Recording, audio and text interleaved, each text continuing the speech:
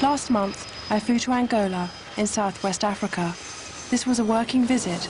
I wanted to support the Red Cross by highlighting its campaign to ban anti-personnel landmines. 2,000 people every month are killed or maimed by mines around the world. That's one person every 20 minutes. It is my sincere hope that by working together in the next few days, we shall focus world attention on this vital, but until now largely neglected, issue. On my way from the airport, I began to see the effects of 30 years of conflict on this country. I'd read the statistics that Angola has the highest percentage of amputees anywhere in the world, that one person in every 330 has lost a limb, most of them through landmine explosions. But that hadn't prepared me for the reality. I've never seen scenes like it before. I've never been in this environment, but it's very humbling. I soon got a sense of the overcrowded living conditions for the millions of people who had moved into the city to escape the fighting.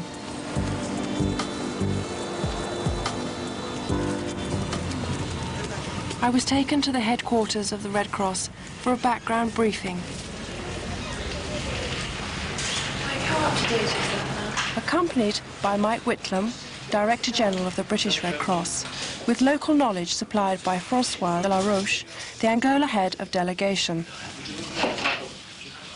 I learnt more about the terrible injuries inflicted by anti-personnel landmines, that many mines are specifically designed to maim, containing just enough explosive to cause mutilation.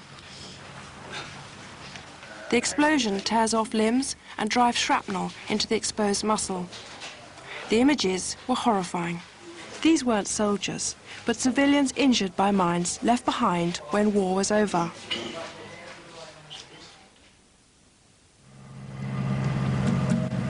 We left Luanda to travel out to a Red Cross health post at Kikola. Driving through the outskirts of the city, we saw some of the thousands of displaced people, unable or too afraid to return home, because much of their country remains mined. Somebody in the press asked me if you were going to see a sanitized version. Ain't no way. You see what we see. That's not fair for you to see a sanitized version because it serves no purpose. Exactly. How do you keep good health in those kind of... It's hard. But this is the result of 30 years of war out here, what you're seeing. Françoise told me about the appalling health conditions in Angola. Only a third of the population has access to clean water, and the child mortality rate is one of the worst in the world. 3 out of 10 children will die before the age of 10. It's a figure I found shocking. Being in a place like this has a tremendous impact on me. It makes me realize just how fortunate we are in the West. At the Kikola health post, we were due to visit a well baby clinic. They were expecting us.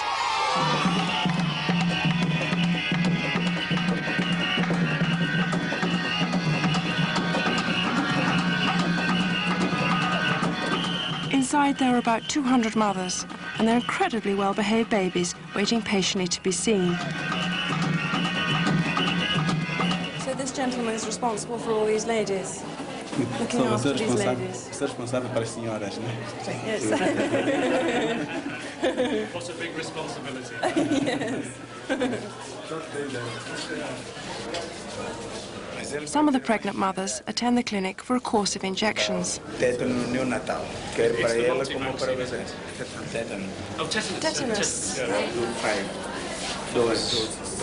5 injections during the pregnancy. Yeah.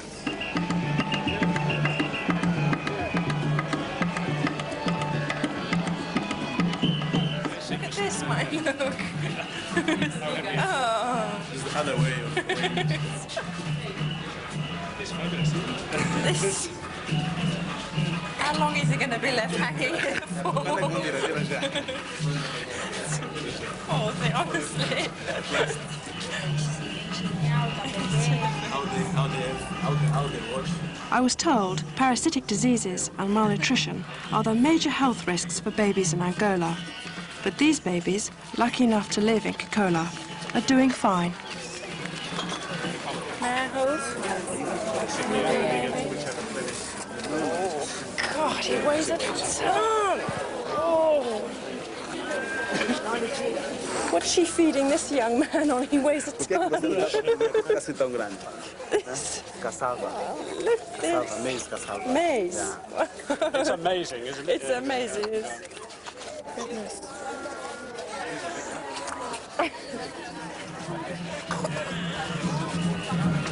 We've got plenty of time.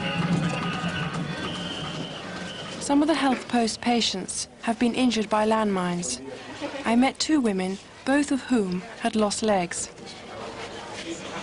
Can the lady tell me how long she's been coming here?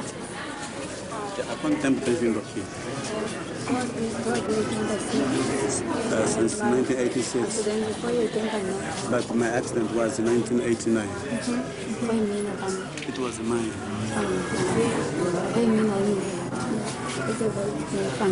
Don't her friends help her?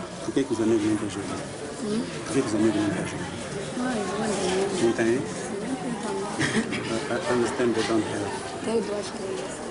But they don't help, they can't help you. Because they don't want to? No, they don't have. They can't. They just can't. Let me say thank you very much for having me. I'm enormously impressed by what your staff do to support all these important people.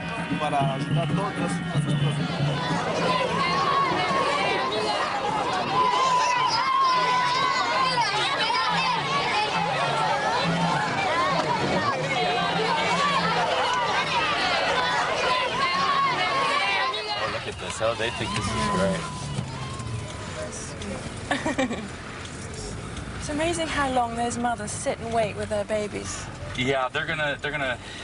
Unfortunately, it is a very crowded health post, and so they're gonna wait a long time to get assistance. But it's very well organised. It really is. I thought it was very actually impressive. one of the better ones I've seen. It's quite daunting when you're 9 months pregnant to have all those vaccinations. Yeah. I mean, you know, but they seem to be happy to do it. Well, if we didn't have this health post here, they'd end up going to the Maria Pia Hospital in downtown Luanda, which is about a 4-hour walk.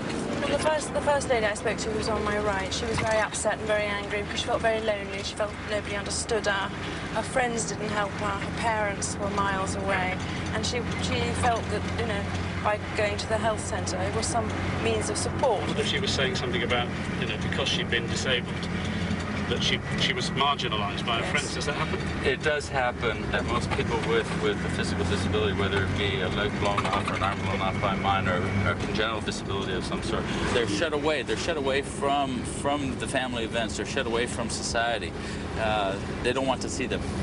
I find through the work I do that the biggest thing the world suffers from now is a feeling of intolerance.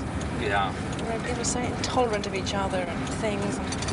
Yeah, in this business, you have to learn tolerance. When you travel abroad, you've never managed to get to these sort of places. Actually, I feel more comfortable doing this end of the market than the other end.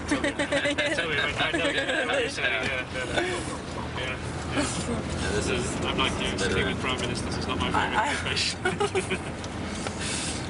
But you have to talk to the people at the top to help the people Absolutely. at the other end. So. I mean, I think this trip's giving us the right, actually in the end, it's giving us the right span. Yes.